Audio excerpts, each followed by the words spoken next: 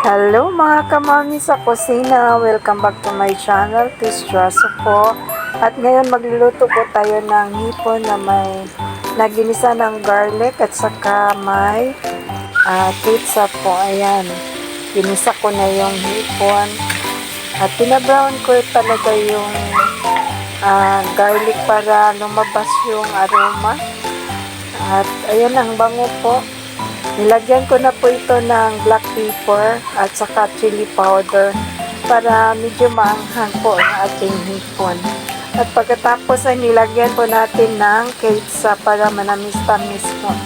Banana ketchup po ito nilagay ko. Ayan na po.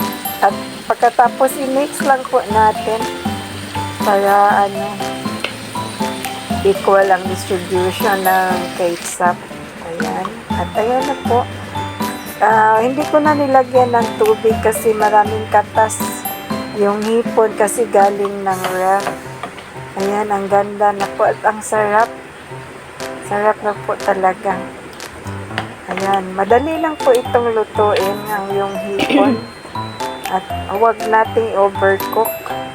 At ayan na po, luto na po. Thank you so much for watching and hanggang sa muli po. Bye-bye. God bless po. At ito na po yung almusal namin.